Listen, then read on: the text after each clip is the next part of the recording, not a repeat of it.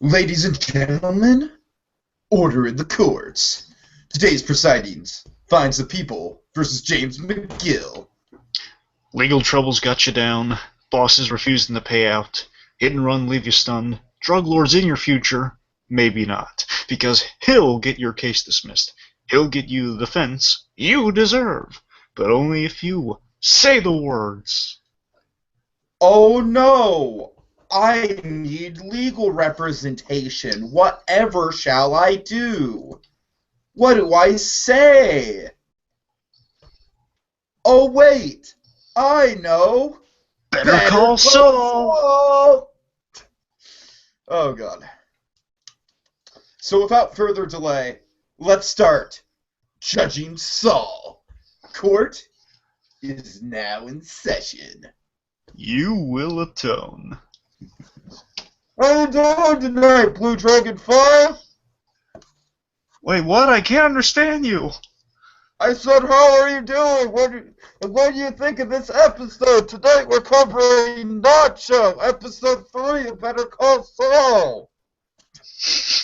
Okay, in all seriousness, folks, welcome back. It is the second week of our Better Call Saul recaps. We like to start every week with a new "We Love Mike" sign because it's true. It's true. We love Mike. We love him. What? We love him. Yeah. So without further ado, episode 3, entitled Nacho. Yeah. Not Nacho Libre, a much more threatening Nacho. Yeah. So what do you think of this, BlueDragonFive? Oh, I really liked it. Yeah, I think right now it's right in the middle for me. I think I'd have to say I enjoyed Miho a little bit more. Oh, me. Tuco bias, but I'll give you that one though. I would say Mio was better than this one, but still, they're both really good. Yeah, both really solid so far. We've not even had a good episode yet. They've all been great. They've all been excellent to great. So if I may, before we continue, I did some background, like who wrote and directed this one, because that always seems to be a big factor in our Breaking Bad alumni directing and writing these episodes. Just to explain maybe why this episode was so good, if I go into some of the credits our guys have. Okay.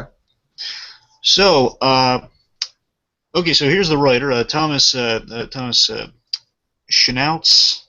I don't know if I'm pronouncing that right, probably butchering it, but Thomas Schnauz. Now, he directed and wrote one of the most memorable Breaking Bad episodes. The House, one of the greatest Breaking Bad moments.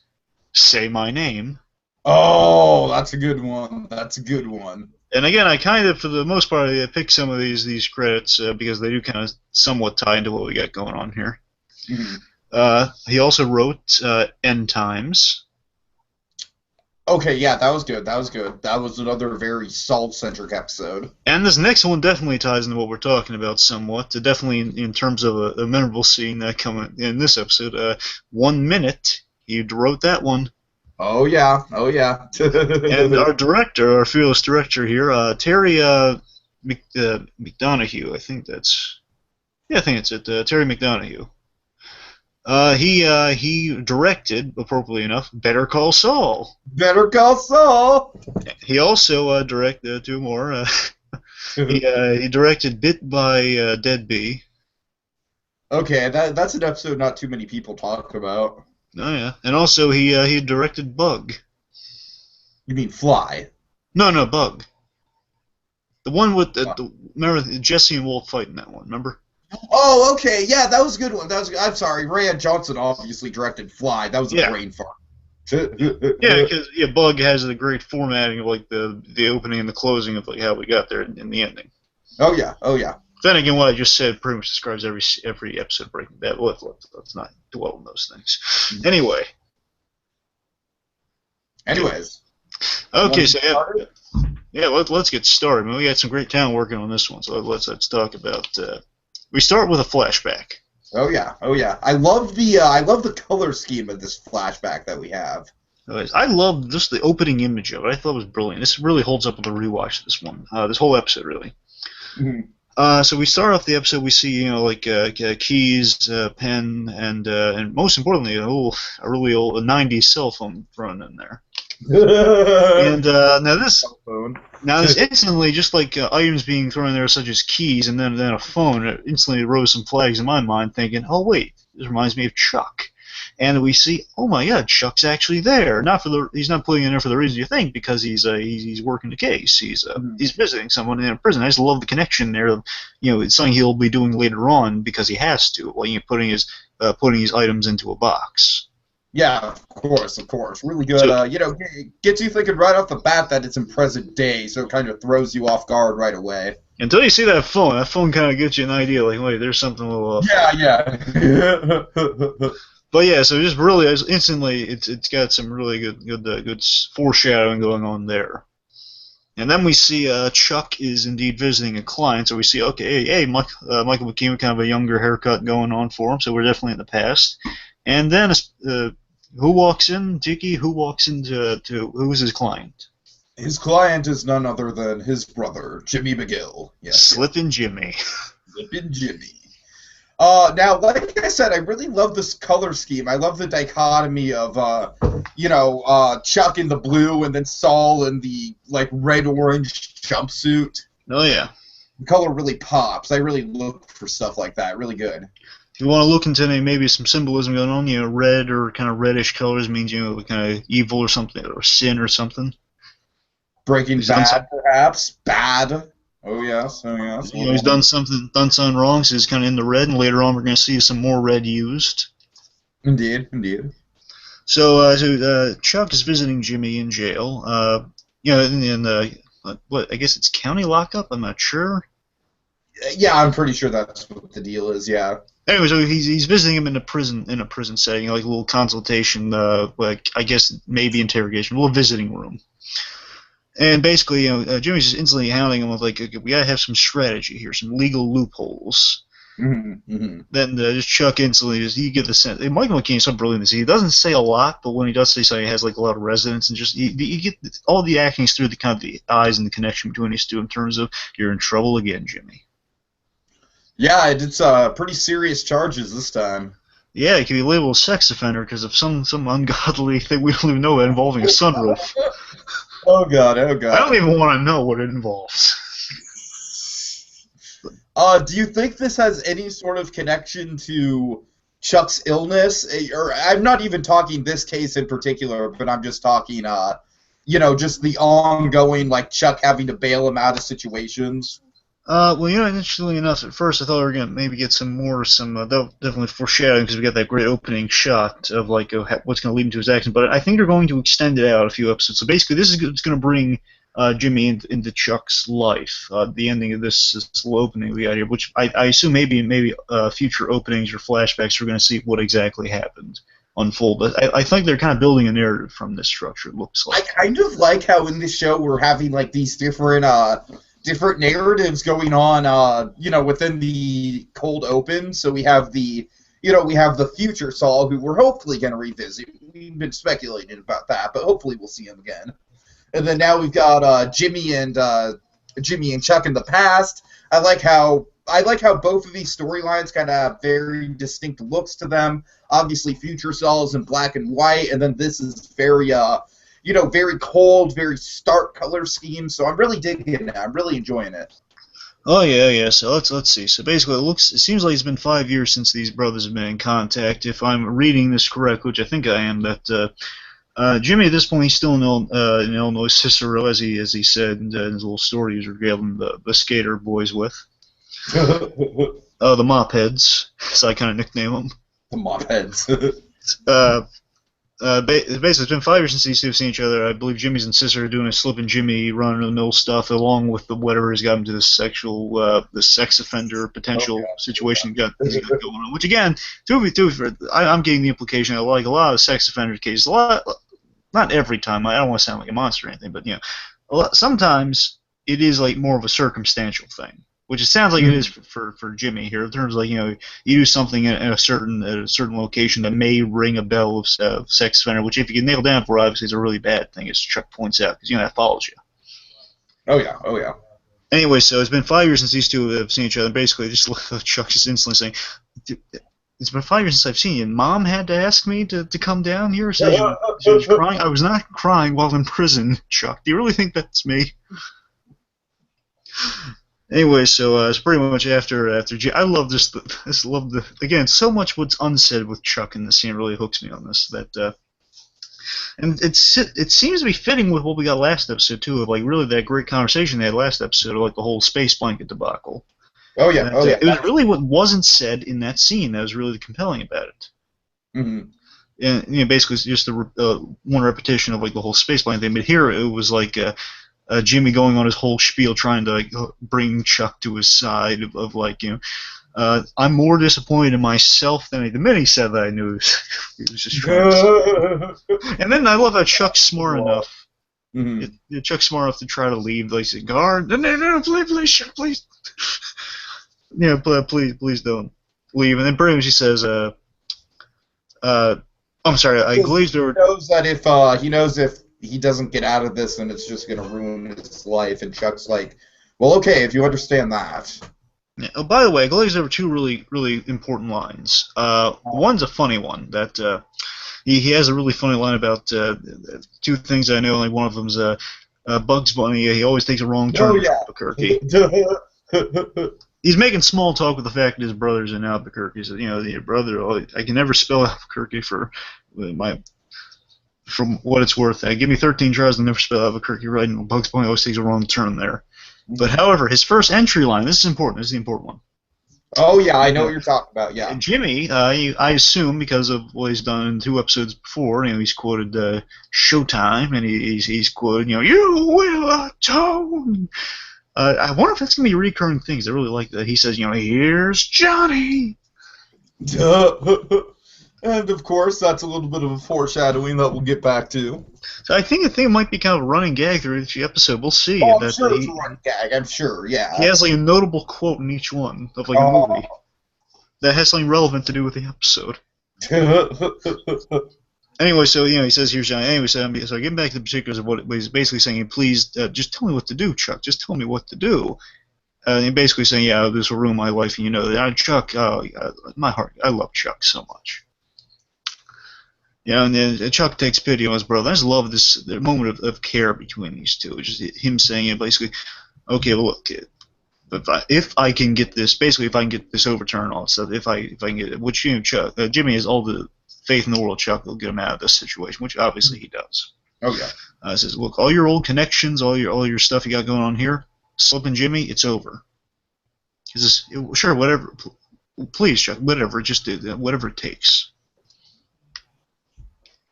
And this whole scene, to me, parallels what we're going to see later on in this episode. This is brilliant, again, overall structure we got going on for this episode. Really rewatchable. That this parallels the Nacho meeting with Saul later in this episode. Yeah, I can see that, right. Because, for stars, it's... Too. Yep. And just for starters, it's basically someone really desperate on the other side of it, and the other one just being kind of the more calmer presence. As for starters, that's going to literally echo kind of the emotional back and forth. Exactly, yeah, that's a nice mirror image you got going on. And then second of all, obviously the other one just having that kind of that glance of acknowledgement of like, yes, I got to do this. Mm-hmm. So pretty much just being in a position where you can't really say no. So that's another big thing, parallels to this scene for later on, which I thought was really brilliant. Rewatching it. So also there was a really so after I forget how before he said please just tell me what it takes or not. He said I'll make us basically I'll make us both proud. Yeah. I'll make us both proud. Also, Chuck had a really great line. He said, don't make me a fool, Jimmy. Don't make a fool out of me, Jimmy. Which I think is a really sad yet tragic line because that's literally we don't know the extent of the we saw from the outset that before the series even started, Vince Gilligan said that Jimmy is kind of like sort of the cause of Chuck's illness in a way. So and also just what you said yourself a few episodes back, you said that.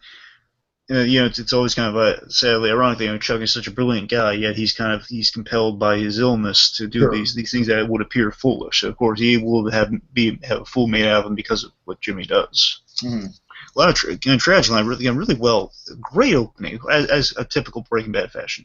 Great opening. Of course. And speaking of great opening, it's the only scene that we see that we see Chuck in the episode, but it's really poignant. Kind of, his presence is felt even though he's not really there in the present. Oh yeah, Chuck is everywhere in this episode, even though he's not there. Yeah. It's amazing. Chuck is literally like the Jiminy Cricket for Saul. He's like, anytime Saul has a moment of conscience or like a moment of ethical conundrum, you can just sense Chuck's presence there after we see the power of this scene. It's really, really smartly done.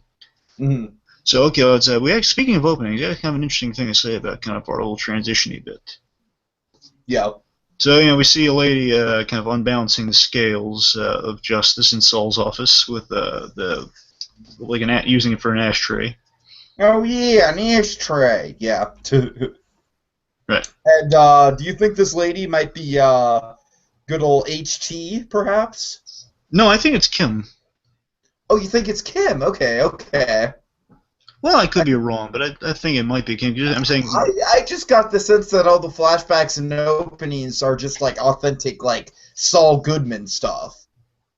Well, it is Saul Goodman. I'm saying we don't know how long people are going to stay when he establishes the Saul business. I can assume maybe Kim will stick around when he puts the business in fruition.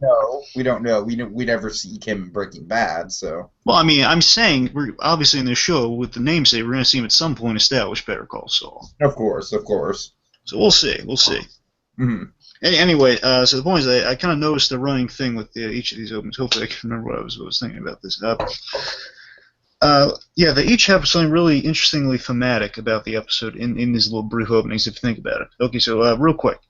First episode, we saw the blow-up Statue of Liberty, obviously is outside the little strip mall Saul works out of. Mm-hmm. So, interestingly enough, Lady Liberty, I think, if really looking at that, again, I'm overanalyzing this, bear in mind. I know this going into it. I'm throwing some what-ifs out there for you folks.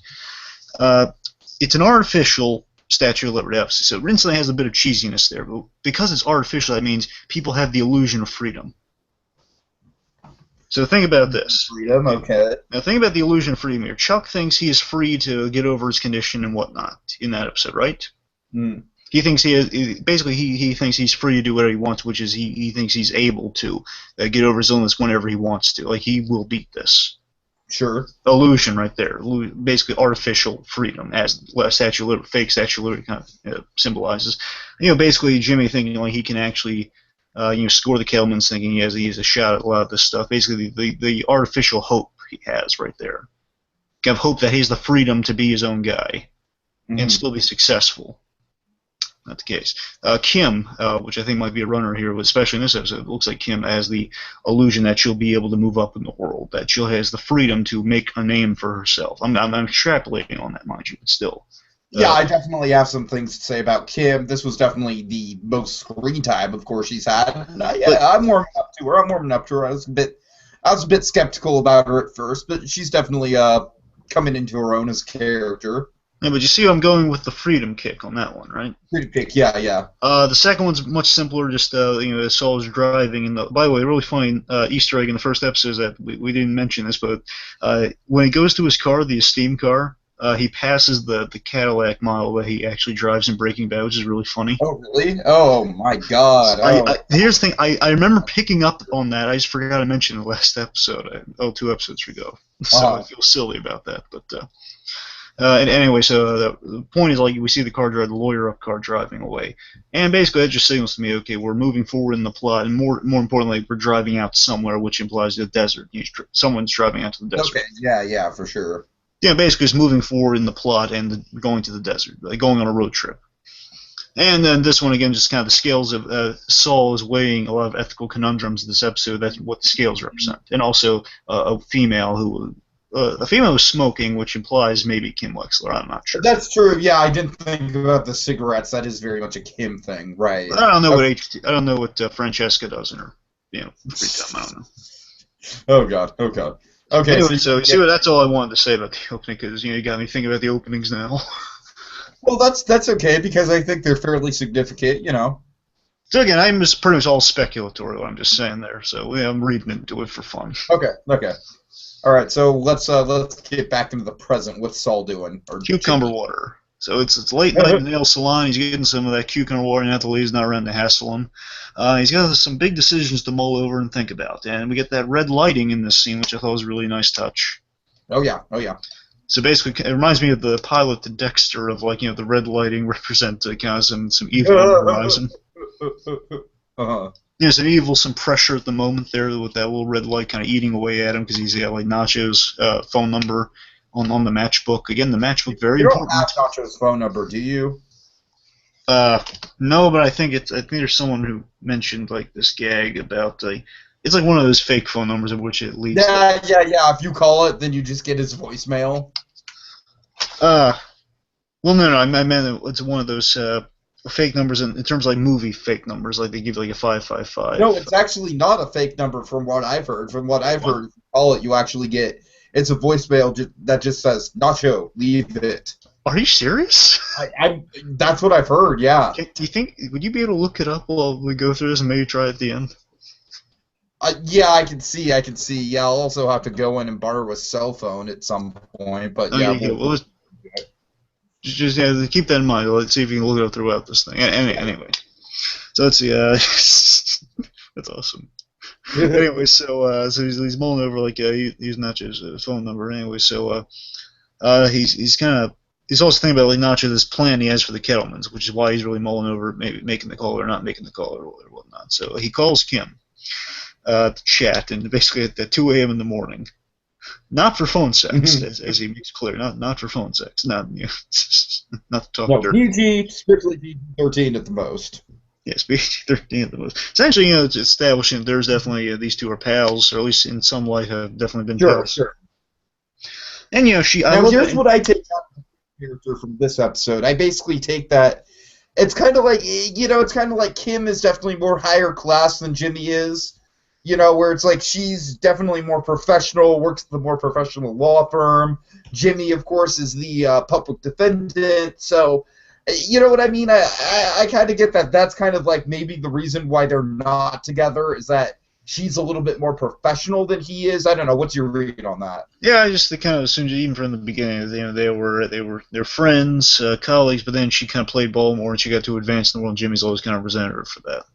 Exactly. Yeah. I mean, he doesn't hate her or anything. He just kind of resents like her stage. Like she always he'll make jokes at Barb her in terms of literally little barbs at her. Anyway, so they had a connection. I love the instant her first line, like it's 2 a.m. in the morning. Jimmy's calling, so she's concerned. Is Chuck all right? And I love that. She definitely cares for Chuck. Yeah. That shows that she's definitely deeply involved with him, on a personal level. Because Hamlin's empathy and just kind of sincerity is always called into question, but about if he cares about Chuck or not. Sure. But Kim definitely does indeed care for Chuck, and she's friends with the McGill family. So anyways, they're during this PG-13 combo.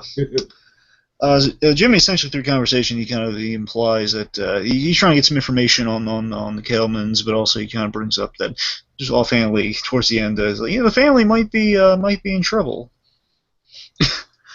They might. Yeah. They might be in danger. The whole family. The whole family. And then she's like, wait, what? And smartly, again. So I love, right off the bat, I got to tell you, I have kind of a controversial opinion about Kim Wexler. I know some people might lynch me for, but last half of, towards the end of Breaking Bad, throughout the series of Breaking Bad, certain moments made me think this sort of thing. Yeah. I like her better than Skylar so far. I don't know. Dude, I don't think that's a controversial opinion. I think with Breaking Bad, it's have you read the Breaking Bad IMDb message boards? It's nothing but Skylar hate. I mean, I always try to give Skylar some credit because I feel sometimes it's too harsh on her, but I feel like Skylar was a character that definitely developed into her own through the course of the series, and she became really interesting, especially in season 4 and 5, where she almost kind of became like a Carmela Soprano type of character. Yeah. But it took a long time to build up to that point, and I feel like that's where a lot of the hate comes from. Yeah, she is definitely Skylar is definitely a weak point a lot of times with the series, and a lot of points in the series, definitely the whole. Happy birthday, Mr. President. Oh, God. The whole Beneke plot. Don't get me started. It's like the heroin. The Beneke stuff is like the heroin stuff from Dexter. It's forced. God. Anyway, so the point is, I can just say for the most part. It did give us crawl space though. It did. It did. However, the point is, like, Wexler kind of is grabbing me more than Skylar does a lot of the time. So right off the bat, it's a good thing for me, in my opinion. So I just, from this phone conversation, I'm starting to like him. And just even from the trash can, but I'm starting to like her a lot more than Skylar. Mm-hmm. Anyway, so like, let's see. So anyway, so she's smart, unlike Skylar a lot of the time.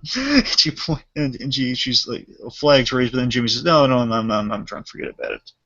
You know what? After Barbara, any female character on any show ever is perfectly fine. Of course.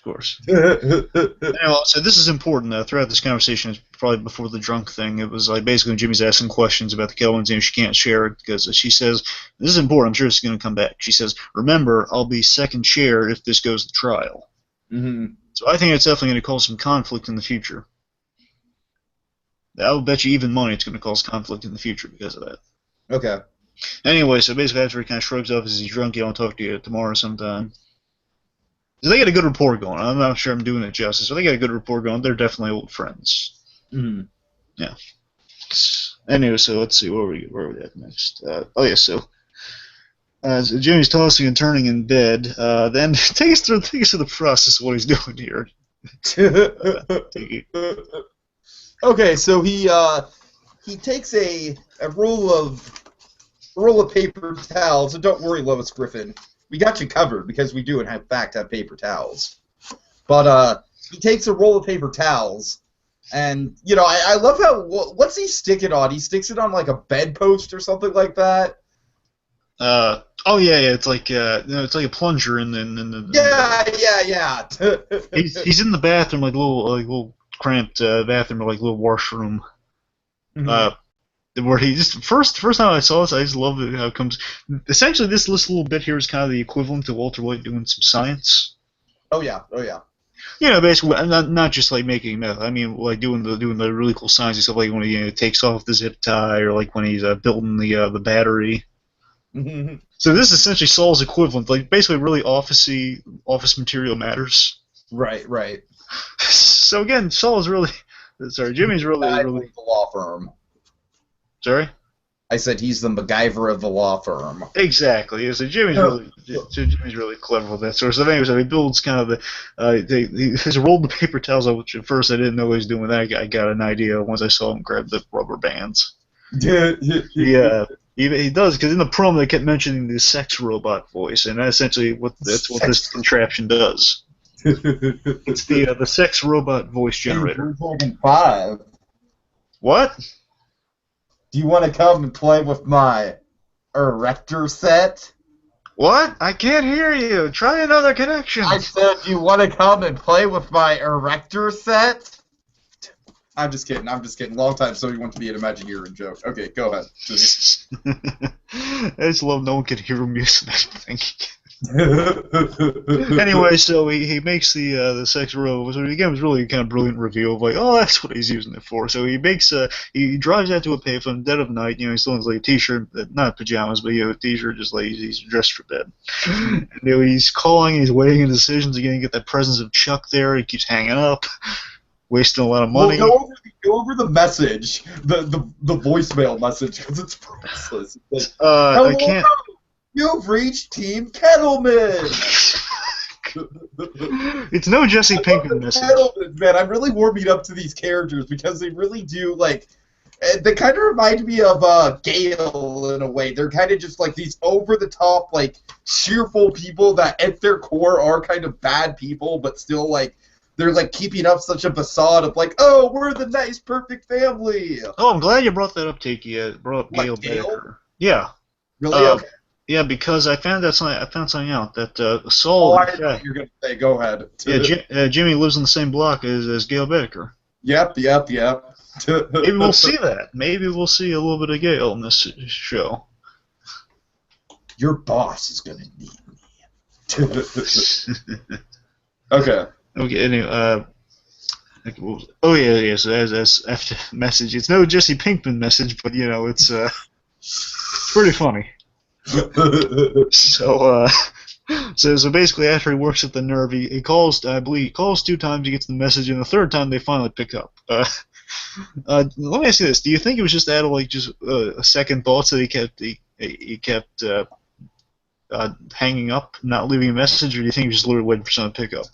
I was kind of wondering about that. I kind of picked up on the rewatch that maybe he didn't want to leave a message. Maybe he was just, it's the middle of the night. He's just literally waiting for them to pick up. I was thinking, personally, the first watch, definitely, I was thinking the first thing, he's working up the nerve, because that makes sense, he doesn't know what to do. Yeah, because he definitely is very, he's very taken aback by the, Team Kettleman. That really gets under his skin. Yeah, but the message thing definitely makes more sense, though. So, maybe a bit of both. Who knows? Yeah. Anyway, so after a few tries, he finally gets to him, and he uses walk us through what he says, Tiki. Okay. Kettleman, you're in danger. People are after your money. You're in danger. So they can't hear him. It's like, you're gonna have to use a different connection. He keeps trying and trying. You're in danger, Kettleman!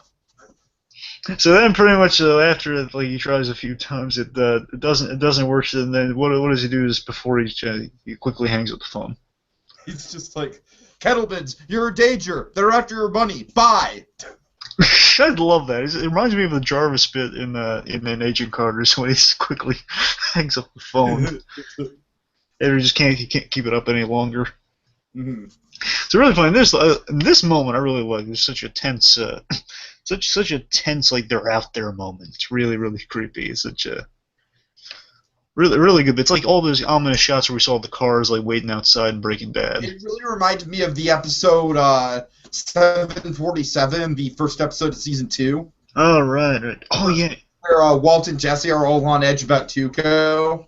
You know what's so brilliant about that title is just because how it ties into the end. I'm sorry, I just want to bring that up. Oh yeah, of course. 747 down over Albuquerque. Yeah. Yeah, which is why you wore that ribbon. Mm. Oh yeah, of course. Anyway, so so basically we got a really ominous shot. The Kellans seem like the nicest couple around. Mm-hmm. They belong in. I mean, they are just like over the top. Like, we are just the big, happy, perfect family. Yeah. I mean, these people should be in the Bedecker neighborhood.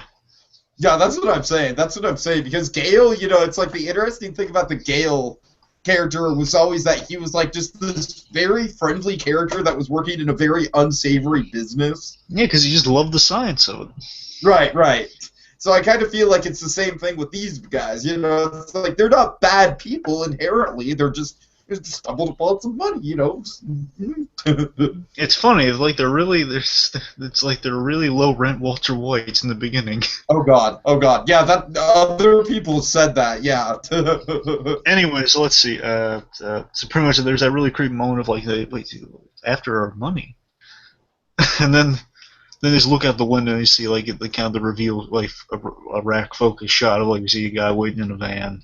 Oh, That was really well shot. Mm-hmm. Okay, so he's outside. Boom, boom, boom. Meanwhile, in the bathroom.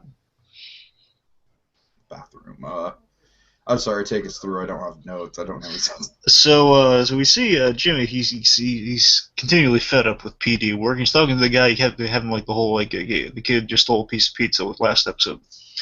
Like essentially, I nicknamed him the negotiations guy. Oh yeah, right. So eventually, I assume he's like the other, like your kind of opponent lawyer, the prosecutor, like the opposing lawyer you need to like. He's working. This is the guy he works settlements out with. Mm-hmm. On cases, I assume. So I'm no lawyer. We could be, but I'm no lawyer.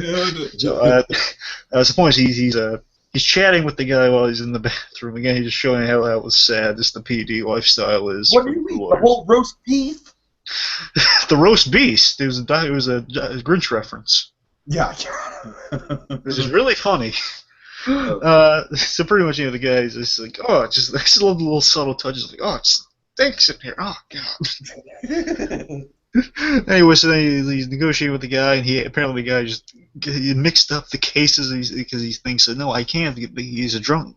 Your guy's a drunk driver. That's so classic. I'm sure that actually happens in law firms. Yeah, it's just you had a drunk driver like killed 3 people when he crashed into a building. Like, no, mine was the armed robber who just like robbed someone with like with a bottle of wine or something. Oh god, oh Basically, it god. was really loud. It was like a really unsuccessful bank robbery. It didn't really kill anyone. Not bank, for like just a liquor store robbery, I think. Right. So anyway, so then he takes Jimmy takes the guy's folder out of his hand. He gives him a really cool speech. I can't remember the whole thing off the top of my head. The point he just says, I'm done inhaling your. This PD work, I'm busting my hump for $700 a case, inhaling your horrible BM. Oh god, oh god. And give me 90 days. Basically, give the guy 90 days. Essentially, is what he's asking for, and says, "And we're doing this." Yeah, sure, we're doing this. He just scares him because he mentioned his BM. He scared him. I love that. He's so impassioned he was to mention his BM. He's scared. Says, yeah, sure. Mm-hmm. Because the moment that set Jimmy off was just when he said, just when he said, just tell me the whole thing again. No. Really funny. No,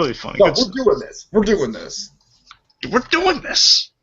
So meanwhile, Kim he's in the bathroom. Kim calls and she's concerned. I love how we don't get the other side of this conversation. Just Jimmy's reactions. Well, what's wrong? Basically, why are you concerned? Why ask me this, Kim? Really good, sincere delivery from Bob Odenkirk, by the way. Mm-hmm. A lot of seriousness in that moment too. I don't know. It's really good acting. So I keep saying this, but it would have been so easy for them to turn the show into like. If they wanted to go the really cheap way, they could have just turned the show into like a half-hour, single-camera sitcom. What kind of wacky clients is Saul taking on this week? But they're not. They're really giving it the dramatic chops that Breaking Bad had. Oh yeah. So basically, we cut to one of the best. Basically, this is kind of our Rick. Last name. Rick from Casablanca meeting the police inspector. The whole beginning of a beautiful friendship moment here. Mike and Jimmy have begin their debacle here. It's been built up for 2 episodes now, with the whole sticker debacle. Absolutely. And Jimmy says, "Okay, listen, I don't have time to get the stickers. It's an emergency. How much do I owe?" He says, $9. $9. Okay. He pulls. I only got 5. Please, can you just take this so I can go? I'll get you stickers and get you everything. I like the fact that Jimmy is so broke that he literally cannot afford $9. I really like that is the place that he is in his life right now. Oh yeah. And I was kind of it's really interesting because it's like in both Breaking Bad and Better Call Saul, I feel like they both series start out with the characters in really desperate times in their life financially. Oh yeah. So there. This moment's really well acted by both parties here. Because Jimmy is really being serious. This is like an emergency. Again, he got a real serious call in the bathroom. We're assuming, okay, it's an emergency. Just please let me go. And Mike's not entirely unsympathetic. Somewhat. He's doing the job. He doesn't really care. Look, I'm not making you do this. I'm not making you do anything. Okay. Basically says, okay, you want me to go back in there and get serious? I'll do it. He says, no, I'm not making you do anything. Mm-hmm. Anyway, so then basically he takes the opportunity because it's an emergency after all. So we're not entirely unsympathetic for Jimmy. Yeah, of course. He reaches in there, he pushes the button. I just love this moment that basically I was like, this is the audience going, uh-oh, and here's the moment. The moment where just Mike gives this kind of smirk like, hey, something exciting happened. Again, Tiki, put the hand under the sign, would you? We love Mike. Yeah. Be funny if there's like a little, little ticker going under that scene, just like we love Mike. Well, yeah, but the Mike love is going to get even stronger going on in the episode, but we'll get to that later. Yeah. Also, the importance that Jimmy said, whatever helps you sleep at night. Mm-hmm.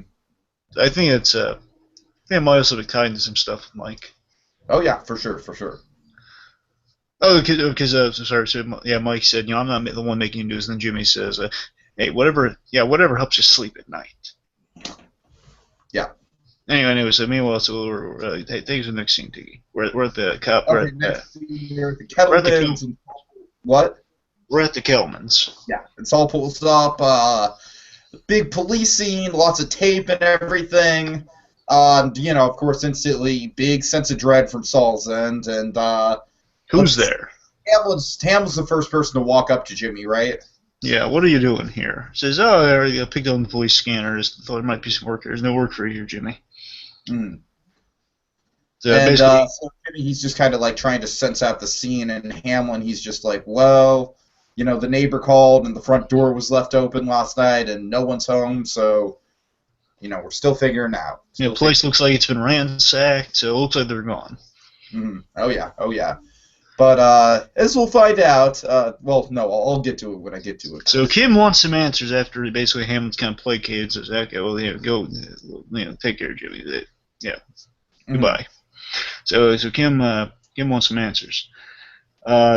And look, this is impressive. This is good that Jimmy points out. Yeah, it made some. Like, how did you know? Says you called me late night, similar thing. Adam says, well, it's a logical conclusion, which it is logical conclusions, to be fair.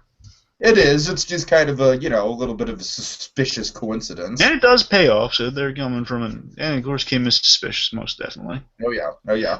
Anyway, so basically, I love this moment. Again, Kim's winning me over a lot here. She's saying that. Yeah, she's definitely growing on me for sure. Because she says in this moment, she says she's just worried. She's really worried about the kids. Like, they have kids. Look, you know anything? You tell me. Look, Kim, I don't know anything. Look, just let me know if there's anything I can do. Oh yeah. Right. Yeah. So anyway, so Jimmy's driving home. I got that Chuck in the Jiminy Cricket moment here, which is pretty much he's driving home and saying, "Okay, you'll be fine. It'll be fine. Nothing's right. Everything's all right. Okay." And then this scene's great. So he drives up to a payphone and he's calling Nacho. Basically, he's being very ambiguous on the phone, pretty much saying, so again, points to Jimmy for being ambiguous. I want to help you get out of this situation, legally or otherwise. Exactly. And the thing is, he calls various times to basically just say, call me back soon.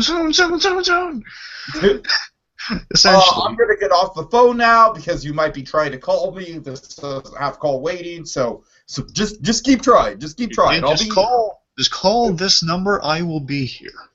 Then he gets a call, and ominously enough, and I was throughout the scene, I was just saying to Jimmy, "Okay, leave. It's like a Godfather setup. Get out of here!" Yeah, oh god. The minute he got that phone call, I got such a Godfather chill up my spine. Of course, also going back to 1 minute. Oh yeah, of course. But the thing is, definitely 1 minute.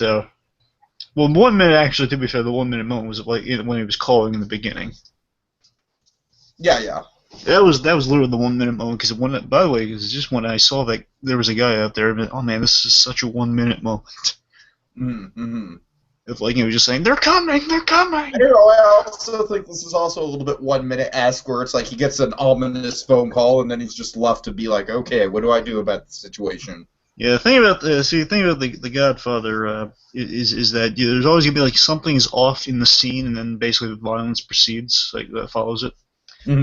So it's like a light bulb goes out, then something bad happens. So pretty much a ominous thing happens, and this is definitely one I just saw the shot of him alone there, and then the phone call, nothing. Then he's just going through his car's lips, drive away.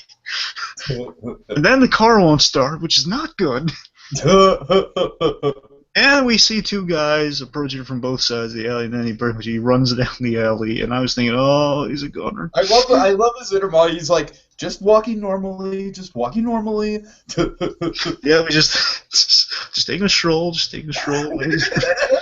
It's like a step beyond just the suspicious whistling, and it's just literally like talking out your intentions. Exactly. So he probably just chased down alley, and a cop shows up. At first, he's relieved, saying, "Good, there are people after." And then he gets arrested, and we find out those two guys were not Nacho's men, but in fact detectives. You guys are cops too? My name is James Morgan Miguel. Oh God. I'm an attorney. So this is the guy. So they found him. Now, minor, not even an issue, just kind of a question. It's kind of unanswered. How did we So there was a shot going up to this where you see like the phones, the pay phones, and there seems like a little wire out there. I'm not sure if that's either a tracking device or B because the other phone looks like it might be not in working order, and I'm assuming it's just not in working order. Mm-hmm. So I mean, I'm not sure. The point is, I'm wondering how they track him down. Maybe I assume Nacho gets all these calls and they somehow screens calls, but thankfully he's ambiguous enough so they know it's not about the Kettleman matter. Okay, well, I assume that they got the voicemails, and of course the voicemails are very suspicious, and they're holding Nacho hostage, or they're holding Nacho, and so of course they have, I'm sorry, not hostage, but you know what I mean. And they're holding it questioning. Yeah. And so they would have the cell phone, and then so I take it that when they called the payphone, which is that was to get a location. Yeah, that's what I took it as. Yeah. So I'm just assuming, thankfully he was ambiguous enough on the phone that they didn't know what the matter was exactly about. Right. Plus, I mean, it's not a big secret that he's representing. Basically, of course, he hasn't actually done it, but he's quote unquote representing Nacho to explain the previous matters. Anyway, so let's see. We got Nacho. So they found him. He's like, "You sure you wanted me?" So Jimmy and Nacho have a little chat. They have a little little talk. Jimmy's running some scenarios by him. You want to take us through this? Yeah. So he said like, well, the guys out there, they gave me a mouthful. It's not good. They said that a neighbor reported a suspicious white van outside the Kettleman house 2 nights in a row. They got the license plate. That led back to you. They searched the van. They found blood in the van, so this is where we're at. Yep, the blood stains are really not good. So basically, the best I can get you is you did a smart thing and calling me here, but the thing is, the best I can do for you is 18 years. I do not think Nacho is going to go for that. I just love that he's cushioning the blow by saying, they take good behavior very seriously. And then pretty much Nacho again. Nacho is he's like the anti-Tuco, the guy who should be in charge. He's the guy who's just really calm. He hears everything, and then just when he says I can't pray. People are really starting to take notice of this guy as a really good actor because he's a really good guy. Sure. And he has a lot of good presence about him. He's so menacing. When he says something, then he's heard everything, he's thought it over. Now he has a plan of his own. He basically says, you're setting me up. And his love, I love his Odenkirk's delivery on it, saying, no. It's like he's not going to act terrified because he knows that this guy operates. Knows there's actually some talking to with this guy. Sure, right. So you set me up. Says, no, I didn't set you up. Like, what do you mean? You mean you didn't case you mean you didn't take the Kellermans?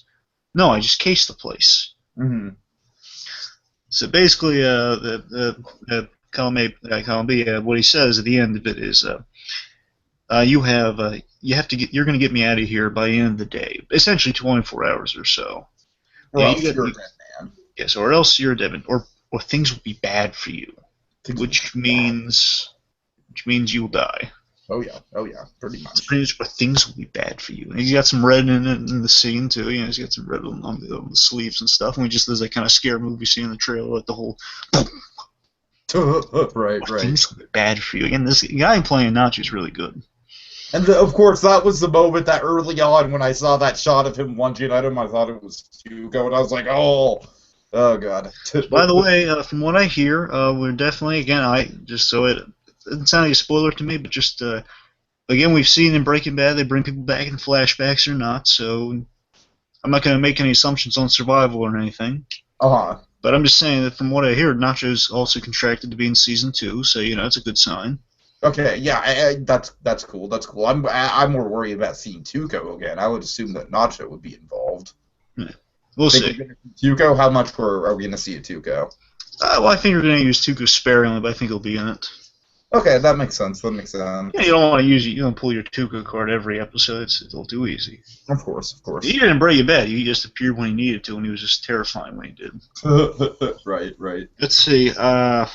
Okay, so on the outsides, after he's been issued this kind of ultimatum, get me out of here by the end of the day, or you're dead. Kim, Jimmy, and the detectives are chatting. So pretty much, as Jimmy confirms, he says, look, he's not the guy, because he knows for a fact, the only blood stains in that van are from the mop heads and whatever. They had a really cool, intimidating line of pretty much whatever, basically whatever mess you made when we got you. Whatever piss and shit you left in the van. Exactly, which is funny. So basically, he's saying, those I can like a billion %. He says something along those lines, like a billion %. Yeah, $1 billion %. Right. Tell you that he's not the guy. He did not kidnap the Kettlemans. So, but basically, the issue is he has no proof. And he says, so I'll tell you what you're going to do. You're going to get your DNA forensic guys down there. You get some blood samples, and you'll find that it's not the Kettlemans. Well, that'll take weeks. Plus, we have nothing to compare it to. Mm-hmm. We've reached an impasse. And I love this. This cracked me up. Oh, I love the cowardly Saul moment. So Jimmy yells to the little window just to signal to Nacho that he's trying to buy himself some time. Yeah, right. After he hears it's going to take weeks to get a DNA sample to match. I demand that you release my innocent client. He literally walks right up to the window. Yeah, he's pretty much yelling into the window. Yeah. Which is really funny. Anyway, so then again, just pretty much trying to play all his cards. He says, well, let me see the scene. He says, no, screw you. Then Kim says, I think it'd be a good idea. And I just love this moment. You see, it's just all three of them looking at her and say, wait, why? Basically, so that Kim convinced them. So now Jimmy's at the crime scene, the Kettleman home.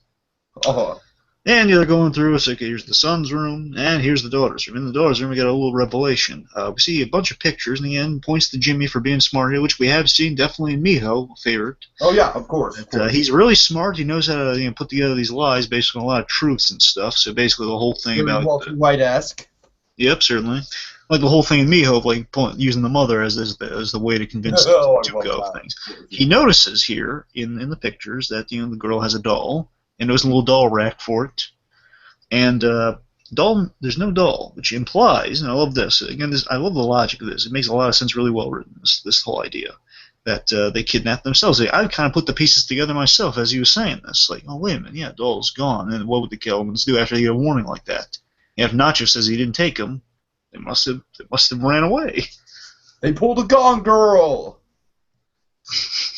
Anyway, so essentially, Jimmy lays out the idea maybe they kidnapped themselves. And I love how this sums up the relationship he has with Kim. He explains it, and she doesn't quite get all the showmanship he's laying out for him. So if so facto, wait, what? What do you mean? So they kidnapped themselves?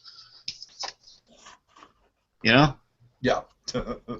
And also, okay, then the detectives point out the alternate case, which they have a point, so this makes sense of why they don't. It does make sense, right? That maybe they shut the girl up. They let her keep the doll. There's that. Right. Anyway, so again, they're kind of back at square one. So Jimmy says, "Can I talk to you outside for alone for a moment?" And he lays out the truth for pretty much, bearing like the little details about the whole the Kettleman scam. He pretty much tells, again, I like how he lays out as much of the truth. So again, the big delineation from Walt and Skyler. Sure, of course. And I just love this. This makes me like her a lot more than Skyler's right off the bat. It's like he tells her the truth and she buys it. Yeah, right. Yeah. She's not freaking out. She's not sleeping with other men just to spite him. No. You're just like, okay, you use the robot sex voice, so that makes sense. That would scare the shit out of. Yeah, I just love that. You're in danger, Petalman! Yeah, so basically, in telling her the truth, I issued a little warning call to him. Hey, you didn't use the sex robot voice. I did, and it kind of scared them, so they took off. Just love she knows. Just love that she knows. The implication being he's tried it on her. Hey, baby. Oh yeah. Just the fact that she called it a sex voice just makes me think of with the mention of like it's not no phone sex essentially. Oh god. Yeah, that's funny. And I assume that in episode 1, the moment where he's having the cigarette with her and he's like, do you think can you means can you talk dirty to me, maybe? No, I'm saying it's like, can you do anything to help me out is what it means. Oh, okay, I I got mean, it. it was played seriously. Because the talking dirty thing is definitely like a running theme with them. I mean, it was a public place, so I don't think so. And I know, it makes sense. Just say, okay, that makes I mean, sense. you got a point, but I'm just saying it's a public place. Yeah. Anyways, let's see. So basically, he lays out to her that, listen, we gotta find him. Okay, so what, you gotta find him so you to let Varga go, and Varga is also Nacho Varga or something. Mm-hmm. Oh yeah. So basically, let him go, and basically says, well, why don't you just tell the detectives everything you told me? He says, well, no, I know ratting, or else they're going to kill me. So pretty much, it says, what about the Kellans? How are we going to find the Kellans? Well, the Kellans are not masterminds. As he ascertained from the message, they are not masterminds. Oh yeah. So, again, I like how this is set up too. Like we see a case of like someone similar to how he meets Walter White in Better Call Saul in terms of he instantly finds him in the chemistry lab. Sure. So remember, like he instantly just says, you're not a hard guy to find, which Right. It should be. So I just love this. His whole episode. Also with the twins at the skate park too. How did you find us? Eerie, isn't it? Yeah. So I just love the idea that this episode is really about him kind of finding some, literally finding his clients, aside from his, yeah, literally finding his clients, but also just showing him like how he would go about doing it. Later on, it's just so easy. He's just so good, and he found Walter White. So I like the little explanations of that. Mm. Anyways, pretty much saying, well, so we gotta get the cops to just believe that Varga is not the guy, because you and I both know he's not the guy for what I just told you. Sure. Try to get Hamlin to help you out. This is the Hamlin to sway them or something. He says Hamlin will never help. And I love this moment. Again, this shows you like this is such an anti-Skyler moment. Mm-hmm. That he points out. Basically, she says she's sorry, and I love this moment. This moment just cements their bond, which really makes me interested in seeing these two in the future, like how their dynamic goes on. Is that she says, I'm sorry, because generally she's sorry she can't help. Yeah. Then Jimmy says, look, I get it. It's fine. I love it. He understands the situation. She's not holding any irrational grudge. He's look, I get it. Well, where are you going? I'm gonna beg Nacho. I'm gonna beg him not to kill me. Basically, beg him to get me more time. Oh god. So on his way to do that, he has a little run-in. Oh yeah. With who else but Mike. We love Mike. We love Mike. Anyway, so I love this. This scene's great. This is built up. Of course, this is a big scene. Like this is really one of the first bits of footage that we got from this series, right? Oh yeah. So so cool Jimmy. Of course, we're wondering what the big conflict is with Mike and Saul, so it's cool that they kind of built it up over 2 episodes. Well, to put it simply, he pushed his buttons, and that's not a good move to do with Mike. So, literally because he did that. So this is funny. This is fun stuff. So Jimmy's trying to get back in there, obviously beg for his life with Nacho, and then Mike won't let him in. I see. He has to find parking elsewhere. Yeah. You're going to have to find parking elsewhere. Where? That's not my concern. Not my concern. Anyway, I like this moment that Jimmy does actually apologize, but then he gets a little too cocky. He says, "Oh, well, it is your job. This is your problem.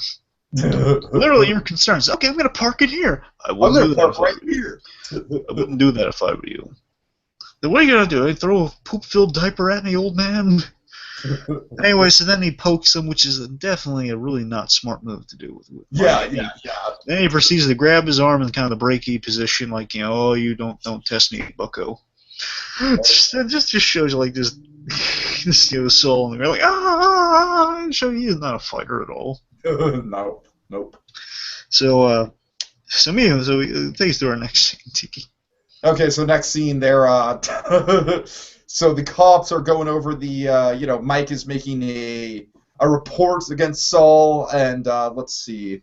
And pretty much the cops notice get wind of what went down. They're kind of using this as leverage. Right. So basically, Mike couldn't care one way or the other. This Mike, I assume Mike's doing the thing reported, like he has to bring the guy in, maybe file a report, and just like, he kind of half-hearted about it, like, I don't really care, it's just the standard procedure, which is kind of how he's approached the whole job. Yeah, I like that about Mike, because you can tell he's very apathetic about the police force at this point. Because remember, he is a former cop himself. Sure. And of course, so you can tell he fell out of love given the whole grand story we got in Half Measures. Oh yeah, oh yeah. So basically, so they're trying to use Mike as leverage, which instantly we can tell in later in Breaking Bad that he's not crazy about being used for by the cops for stuff. Right, right. So Brady says, okay, he basically here's the situation, give him the facts, and pretty much say, okay, basically help us do some good. And he just puts the hand on Mike's arm, and you can tell he doesn't like it. If Saul poked him, he doesn't like these guys touching him. Oh yeah. Okay. Anyway, so then they get talking about the situation. Look, I'm telling you, my guy did not do it. When you realize the Kettlemans kidnapped themselves, ran away, you're gonna be sorry. You're gonna send me an assorted fruit basket. And when is it that he mentions Nacho? Well, I mean, just when he says Nacho didn't do it. Right. Okay, now I just want to bring up the point that when he mentions Nacho, Mike definitely, the camera points to Mike, and he definitely kind of raises an eyebrow at that name. That I did not pick up on. I caught that on the rewatch, yeah. Anyway, so let's see. After this, Mike has a little bit of a change of heart. Mm-hmm. And so he's like, you know what? On second thought, just let it go. I'm not going to file a report. So pretty much after he hears the situation, I guess situation and what you just said, maybe Nacho, little revelation. Mm-hmm. So basically say, okay, you want to play this out? Okay, let's take it to booking. Yeah, sure. And he says, well, actually, on second thought, I don't think I'm going to press charges. He says, well, about doing some good. What are you saying? You're going to wimp out on us? No, I don't recall saying that. Anyway, so then basically as Mike's making his way down the stairs, the Jimmy gives chase and talks to him. Well, why did you let me go? Essentially, and he says because I love that this dialogue goes. You believe me, don't you? That's it. And then I love how again this is a great way to start a friendship between these two. At least start working. And you're absolutely right. It is like a Casablanca beginning of a beautiful friendship type moment. Yeah, I just I love how Jimmy does all the talking in this. Pretty much is Mike's very receptive. Just I'm just saying, you believe me, don't you? Ha! Yeah, you believe me. Yay! And then I love this. I love that he's using this to his advantage, saying, "Wait, why do you believe me?" So he's trying to get some actual reasoning so he can use it. So it's smart on Jimmy's part. And As you believe me, he says, well, why'd you have change? Basically, also meant like change of heart, and like in 5 seconds, your heart's gonna be outside your body. Don't get out of my way. He says, you believe me, don't you? Then he says, so why? He says, because your story makes sense. It does. Okay, let's play devil's advocate. Why didn't they kidnap themselves? Now, can I just really quickly? I think maybe a deeper reason for Mike kind of having the change of heart is this is just kind of maybe a little bit speculatory, but perhaps Mike respects the fact that Saul is willing to take on clients that are very unsavory and that normally people wouldn't want to take on. Perhaps maybe he has a little bit of respect for something like that. What do you think? Maybe. You might be reading a little bit into it, but I mean, I can see it. Okay. I don't know, maybe it makes sense, because Mike later on, maybe Mike has some morals too. We don't know how far Mike has gone in his morals yet. Right. And of course, we're waiting to see. We're waiting to see, I guess, the birth of his granddaughter at this point. Maybe because we never got quite in. She might be like either 2 or not born yet. It's one of those. Mm-hmm. Let's see. I'm trying to remember where I was here. Oh yeah, so basically, I believe your story. And then he relates the story to him as like kind of like the plan of action, like why he believes him. He's like, this is. Well, I used to be. It's interesting. Well. Back when I was on the job, I used to be a cop, and I was on the job in Philly. So, wait, you used to be a cop? Yes. Back in Philly, there was this bookie after the Super Bowl. He stole $6 million, and he ran away. And essentially, it's kind of a story about like how they tracked him out. He ran all over. People looked all over the place. Checked passports, went to neighboring cities. I'm butchering this story. I'm just trying to sum it up best I can. Right. He's going all. They're looking all over the place, but in actuality, he essentially he's close to home somehow. Human nature makes you want to go close to home, stay close to home. Nobody wants to go. Nobody wants to leave home. Essentially, they found the guy really close to the house or something. I forget where exactly he was. Do you remember? Nah, I wish. But point is, he was close to home, which is, indeed signals some stuff. And also, this line is really important, or underline this part here. This he says the line, "Nobody wants to leave him." Just the idea of that theme. I think again, Chuck's not in this episode, but I think it definitely relates to Chuck. Yeah. Also, maybe a little bit tie into the vacuum cleaner guy a little bit. Oh, sure. In terms of I'm not saying Mike's connected to the vacuum cleaner guy. I'm just saying thematically. Oh yeah, sure, thematically, but I do think maybe there might be. I think they're going somewhere with maybe Mike meeting Chuck. I think they're going that way. I can see that. Yeah. So the point is, there's nobody wants to leave him. So I think it's thematically connecting to Chuck. Right. More so. Right. Yeah, I definitely got a point with that. And of course, that line's going to connect with Jimmy. Of course, he's going to be might be thinking of the brother with that line a little bit back of his mind. Anyway, so Jimmy's at the house and he's looking with that new information in mind. He says, "Well, maybe they haven't left town, pretty much."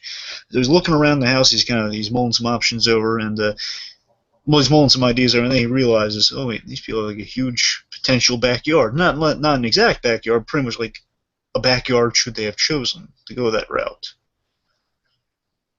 Yeah, they're around a wooded area. They're around like a wooded and mountainy area. Right. Yeah, I love this. Like, it's like he literally, it's like, do they have a pool? Yes, they have a pool, which is a bit of a Breaking Bad reference. Again, no one uses that pool. And I love how there's like just literally like a gate out into like just this big like desert national park type area. Which, by the way, if I'm right, I forget which car it was exactly, but apparently the Kelmans, they're well off. Well, obviously they're well off, but they're well off enough to have a few cars. And I think the car with the bumper sticker, or the little window sticker, was in fact the Kettlemobile. Right. which had really this visually this visually communicates so much. It basically tells the audience exactly what they need to know. That the little camping sticker on the back of the car, which implies, oh wait, they're camping. That's why Jimmy's going out there. It somewhat bugs me that a family goes missing. Why didn't they do a sweep of the? Yeah, However, to be fair. Saul did. He literally spent hours looking for them. So they're up in the mountains. So to be fair, that's actually a good idea. That's why they couldn't find them, because they're really out. They're far out, apparently. Right. So that's a fair reason. I wonder what the scene was like. You know what I mean? And that, like, just in the middle of the night, waking the kids up, staging the fake, like getting the house out of order, and then just walking all this distance. Like, that must have been an ordeal. I wouldn't be surprised if that's how we open next episode. Oh, that'd be cool. I'm just saying, I wouldn't put it past them to do that. Anyway, let's see. Either that or something that we get in the past of some character. Maybe Saul. Or Mike has an episode coming up. I'm not sure if it's next one or one after that. I'm not sure. What do you mean an episode? Well, remember, all I've heard is that Mike is going to have a big episode coming up. I don't know if it's going to be completely from his POV for most of it, or like he'll be a huge fixture of it. But it'll be a Mike episode. Okay. So I don't know. Maybe it would be like we'll have a lot of Mike flashbacks or worked into there somehow. I don't know. We'll see. Anyway, let's see. Basically, there's this song playing. I think it's called "Find Out What's Happening." Yeah. Which I think does thematically definitely tie into what he's doing, which is nice. Kind of our montage, quote unquote, even though it's not really a montage. It's him searching. It's more like Walter White, dragging the barrel back. Right. Yeah. Yeah. I'm glad you mentioned that. It definitely reminded me of that song. Times Are Getting Hard, Boys. So I just love that Jimmy's he's making his way out here doing the dirty work of a low-paid attorney. Literally. Yeah, he's walking like taking the jail. It's getting hot out there, obviously, and then he basically takes him out there until dark. Which I gotta tell you, my big concern this whole episode, and especially gonna be next episode, is like the whole time frame. Like if someone tells you have a day to get me out of jail, I would. Yeah. Right. When it's getting dark out, I'd be panicking. Oh God. But I think it's like, I guess he's scared by just get me out of here as soon as possible, maybe. Like he's built. Plus, just give him our promo next time. I think there's gonna be some ramifications for that. Oh yeah. Anyway, so let's see. Okay, so he finds just here. I love what we hear from the outside. They're singing their happy little camp songs.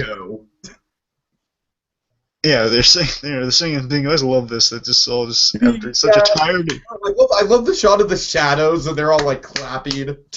Yes, I just love it. He happens past him first of all, and he hears the song. That's how we discover him, and he just sits down annoyed. He sits down like a still burnt log or something. Calls Kim. He holds the phone up to him. They're your clients. I found them. Give me a few hours. I'll get them back to the house. Oh god, oh god. And then again, he calls back the our opening line for him. Here's Johnny to freak him out, which is funny. Well, just really quick, I like when we have Mr. Kettleman is like, all right, now hey, are we in the mood for one more? And I like how the 12-year-old kid is like, do we have to? And then the Kettleman's just like, I don't know about you, but I'm in the mood for a little John Jacob Jingleheimer Schmidt. Well, no, remember the kid was like, do we have to go to bed now? I thought it was, do we have to sing another song? No, I'm pretty sure it was like it says. I don't know. I'm pretty sure it was, do we have to sing another song? I don't know. I'm pretty sure the line was, or one more song, then we go to bed. And he says, oh, do we have to in terms of bed? Yeah, well, it's a moot point, but anyway. So before they get singing, then here's Johnny scares them. By the way, I got a funny mini story for you. Yeah. When I saw the trailers for Better Call Saul, at least definitely the promos involving like the whole "Here's Johnny" thing, the money flying, and the scream sounded really different in my mind when I watched it. You know what I thought it was? What? I thought it was him paying money for some prostitutes. Oh God. That's what I was convinced that was it. Because this thing about it, their screams out of context sounded like happy prostitutes with money. Getting a Wendy from Wendy. Well, I didn't think that, but. By the way, Wendy is in fact a client of Saul's. We saw like some extra promotional material. I am waiting for Wendy to show up. She is definitely one of the characters that can be worked in really easily. Well, she does have a kid, so maybe he's doing something involved in like parenting or something. Right, yeah. Not getting her kid taken away. Maybe she'll be indebted to him or something. I don't know. Oh God. And anyway, let me think here. So pretty much like the promo just basically he says, "Here's Johnny." The money's written down to screams. I assume the screams of happiness. So what do you think my draw could be from that other side? Maybe prostitutes. They worked for Jesse Pinkman and Company in that one episode. They're like happy screaming people with money flying down. Right. That's what I thought. So it shows you how out of context things can be. Oh yeah, well it kind of reminds me of the "You Will Atone" thing. You will. I'm thinking more like you were thinking, that Tuco's in it. Yeah. You were right about, but anyway. So let's see. So after he hears Johnny scares him, he says like, yeah, "I'm your Uncle Jimmy here. I'm just gonna tell you, Mom and Dad are gonna get you packed up. We're gonna head down to the house." Says, "No, I don't think it's Mrs. Kelvin's." I love that Mrs. Kelvin's like the backbone of everything. Yeah. Like she's the shotgun. Like technically, Jimmy's. She's kind of the Skylar White, if you will. Yeah, it's funny that it's from the beginning of this show, and I'm definitely sure next episode's going to be playing with this, that she essentially is Jimmy's enemy in this family. She's right. Remember, she's the one who like held off from the signing over. Yeah, she's the one that didn't want him as. Yeah, right. And she keeps screwing him over. Think about it, like the whole like driving the car thing. So. Sure. So apparently she didn't take this. I think she didn't. She had something. I think she has something on the side going on. Because otherwise, why wouldn't she pick up the kids at that time in terms of Miho happening? That's true. We'll see. Like Grandma Salamanca. Right. Anyway, something she's got something going on. Anyway, I'm getting speculation. Point is that Uncle Jimmy and I have to get into like a little argument. Say, "No, Mr. Can we talk about this?" Nope, we're leaving now. He's peeved, he had to travel all the way out there. You're screwing him over. I gave you a warning, and they basically have a tug of war over a bag, and apparently it's a cheap bag because then it rips open, raining down a lot of cash, a lot of moolah, and his love is kind of the silence. And then they have the great line after we see the money literally in the bag. Or out of the bag in this case. The money's out of the bag. The cat's out of the bag. And maybe next episode it's going to be in the river. I'm making a pun there. Sorry. Jimmy has the best line to end on. He says, "Yeah." Yeah. That's a little bit of a callback to Breaking Bad season 3. Just remind me which case. Your boss is gonna need me, and then he recites Gale's address, and then he's just like, Yeah. I'm actually thinking now, just as they made the pun, I'm thinking actually it is a little bit like the second episode, that like big event happens and just like just kind of a moment of pause. Right. Oh god. Oh god. All right. So that was Nacho. So you want to get into overall thoughts, or you want to get into speculation? Both. Both. Okay. Well, we have to start with something. So What do you want to start with? it's up to you. Oh God, I hate all this pressure. I gotta find a payphone. No. Overall, I really like this episode. I think it holds up a whole lot better on the rest. I don't know, it was fine on the first watch. I'm just saying, really, I find all these little neat things, and the show is chock full of Easter eggs. We can't do an Easter egg counter because it'd be broken with all the references, subtle references in the show. Oh god. Yeah. Again, we got an insight to kind of the little ins and outs. It wasn't as big an episode as Miho, but it was a definitely strong, like really interesting plot episode. Yeah, a lot of good humor. Kind of. I feel like this episode did a good job of. It's like I feel like this show is maybe a little bit more humorous than Breaking Bad is, and I feel like that's kind of stylistically the difference between the two, and I feel like this episode did a good job of highlighting that. Yeah.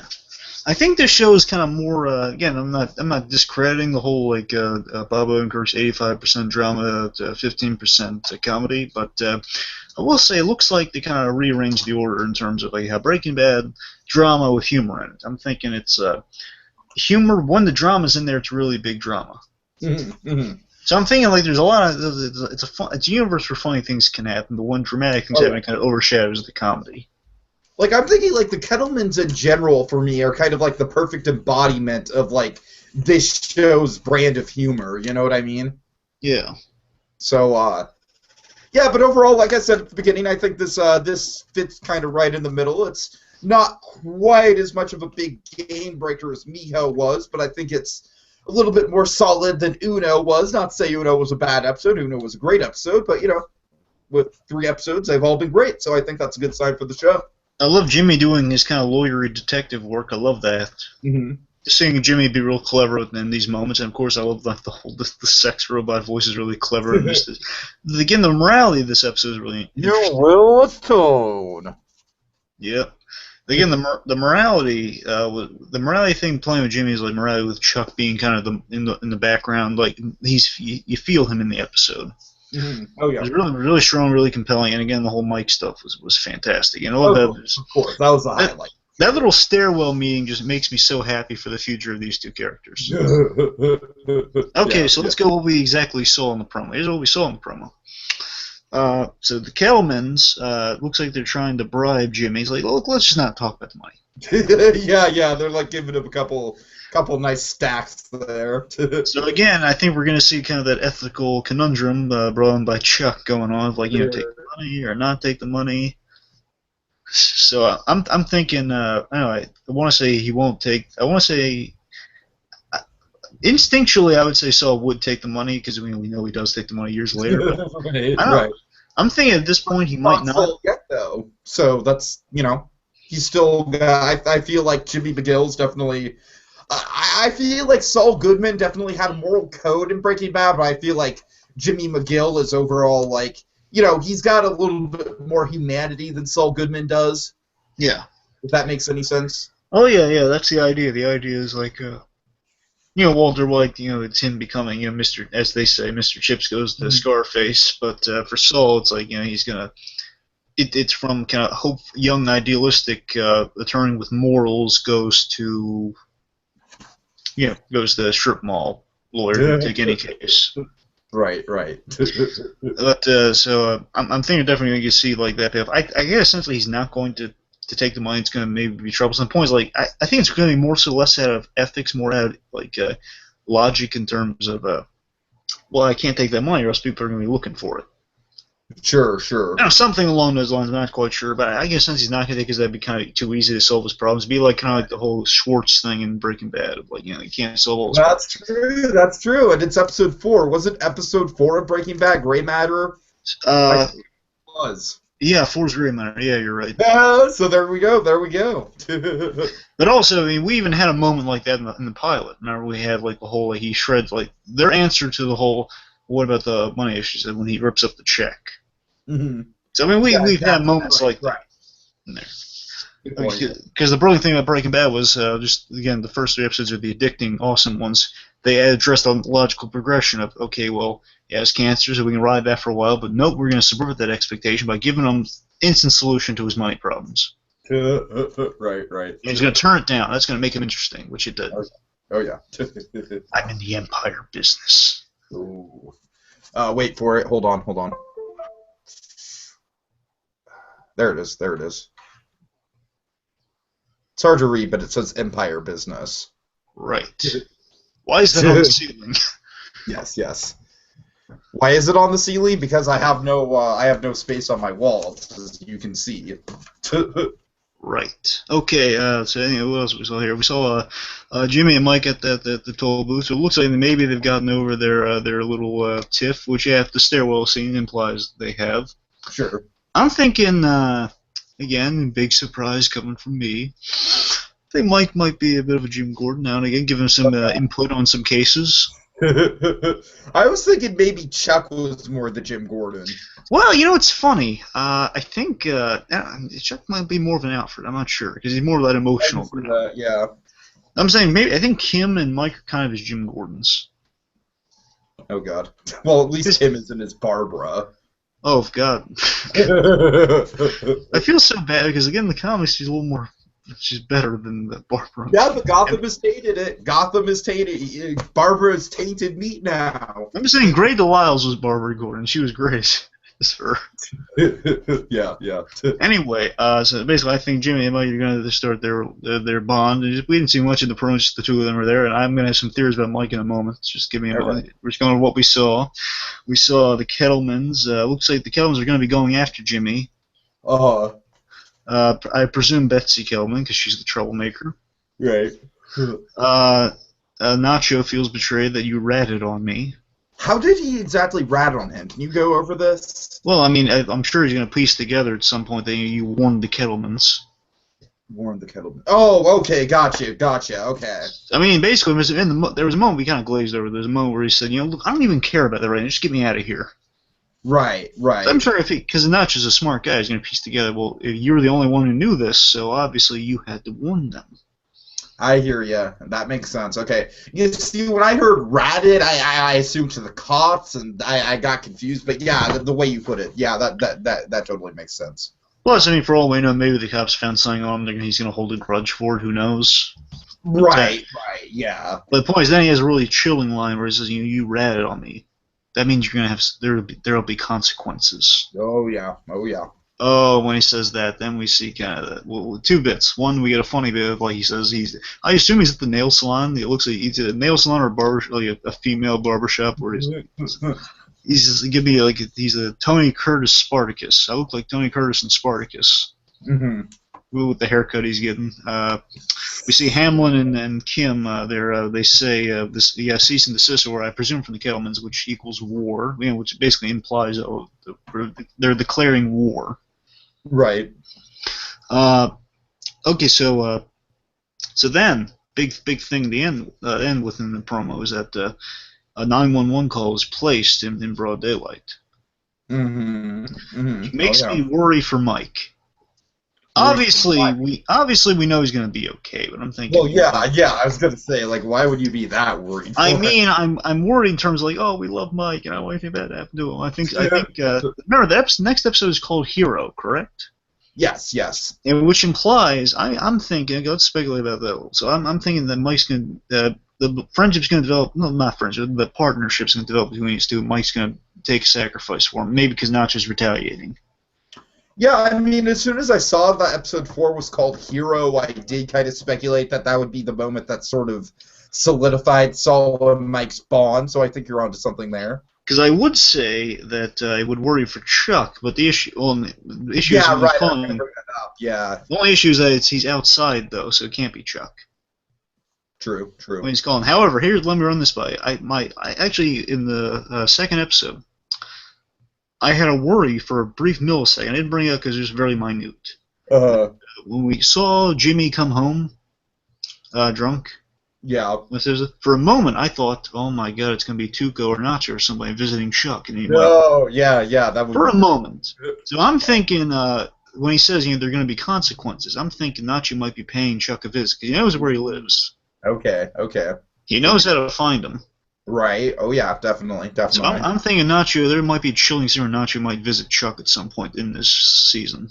We'll see. So again, I'm thinking Mike might be injured next episode doing some heroic, or what it could be is that it's like an ironic title. So Jimmy's heroic action, which is maybe why Nacho is after him, or at least angry at That him. was kind of more my speculation. Yeah. Because of his heroic, quote-unquote, heroic action, which is pretty much just a warning, it's going to be the ramifications for, quote-unquote, you want to play hero, well, here are the consequences for playing hero. It could be that, but also they could do like a bunch of stuff where it's that, but also Mike in the end becomes the hero, and then maybe episode or two from now we find more about the guy, who knows. Sure. And so maybe they're going that direction. Also, I think, I'm hoping that Mike meets Chuck. I would love to see that scene happen. Yeah, I think maybe a little later on down the line, for sure. Sure, just any time. I'd just like to see those two meet. Yeah. Again, I think just what I just said just now, I think the price of heroism is going to be the main theme of next episode. Of course, I mean, we would assume that with the title, but yeah. And maybe we get some Mike like a smidge of Mike background in that point of kind of get a little bit of information like what brought him here. Mm-hmm. Again, price of heroism. So the whole grand story in Breaking Bad, like the whole half measure story. Yeah, I mean, we could definitely see like a Mike flashback of the cold open, maybe to his beat cop days. Of course. So really, that's main speculation I got. So again, I think Kelvin's going to be causing the trial. I'm wondering how do you think Kelvin thing's going to go? I think they're going to be he's going to turn them down, then they're going to try to cover themselves by going after Jimmy, or I think how bloodthirsty do you think Betsy Kelvin is? I think you're no pun intended. I think you're right on the money in terms of like it's going to be a big moral conundrum for Jimmy in terms of does he take the money or doesn't he? I would assume that he doesn't, and I would assume that that's why they're going after him. Yeah. I don't know. Again, I'm just saying the promo makes it look like they're going after him. Right. Because I think Jimmy has a line that they're going after me. Yeah. So, also, big thing about Kelvin. So I think because of whatever's going to happen here, so I think if the Kelvin thing gets resolved too quickly, then we're going to be losing some stuff. So I don't think they're going to do that. I think the Kettleman thing's going to be like at least half of the first season, I would think. Exactly.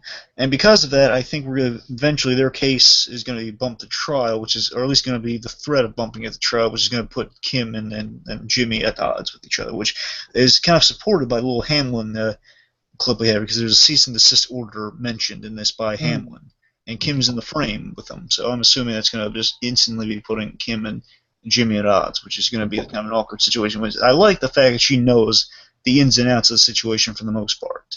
Right. She understands. I think it's going to be kind of that thing I just pointed out, like the whole "I'm sorry, I get it" moment of like, well, you know what this means for us, right? And it's going to be like a smart conversation of like, well, we got to plan this out. What are we going to do here?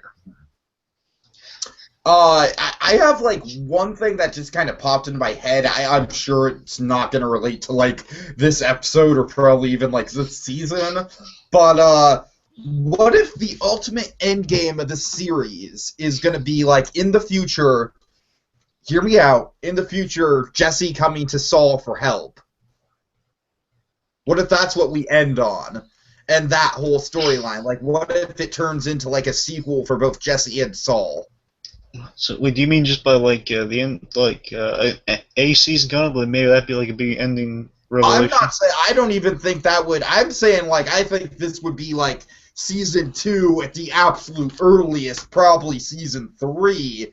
But I'm saying like if we're building anything with the future Saul stuff, and we see more of the future Saul stuff, I'm saying Jesse right now needs help, and Saul right now needs a purpose. So I think it would make sense that those two would run into each other. I'm going to shoot you down on that one, Tiki, because Jesse... Breaking my heart. You're tearing me apart, BlueDragonFive. Well, let me explain why. I have a big reason, big hole in your story there. Okay. The Jesse would have absolutely no way of finding Saul. Well, no, I know that, but like he has money, right? Well, that's the thing. I'm not sure he still has money. I'm trying to think what Jesse did. I never already threw away money, but then they got $5 million back. So with that $5 million, he he would still have the money stowed away somewhere. I guess I'm saying it goes so into my theory would be that he would hire a private investigator to track Saul down. Well, you got a point there, maybe. Well, what would he need his help for? The only reason I can think of is like to somehow legally adopt the kid, adopt Brock. No, maybe. I'm thinking more he's on the run. Well, then he would use his money to disappear. I don't see why he would just go through the risk of let's find a former associate and attract attention from both of us. All right. I just think it's cool thematically, but yeah, I'm sure you're right. I'm saying my assumption has always been like again logical as it's kind of maybe is like he goes off to like a happy ending in terms of like he escaped a Nazi prison essentially. Basically raise the kid. Last he could have got caught by the cops 10 miles down the road. We just don't. Essentially, so I'm kind of thinking like he raises the kid somehow. That's my optimistic ending. Okay, so I think we're done with speculation, right? Yeah. So okay, unless there's anything else you want to so again, overall, really good episode. Yeah. You want to explain this? Yes.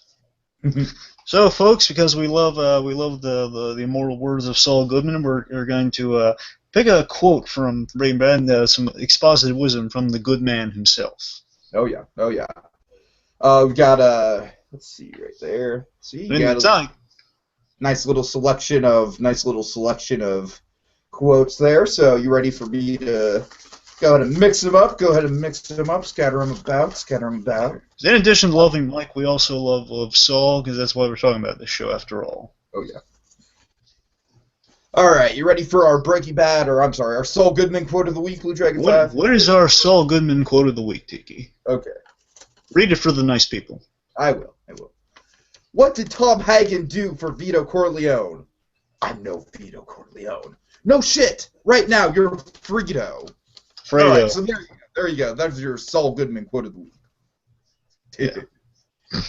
Okay. So that's all for now. We'll be taking a temporary leave of absence, or a temporary recess, I should say. Until next time. Remember, kids, when you get that phone call, make it count. Better call Saul. Saul Goodman and Associates is the one-stop shop for all your legal needs. Oh yeah. So with that, we are adjourned. Yeah, we could totally be lawyers. Totally.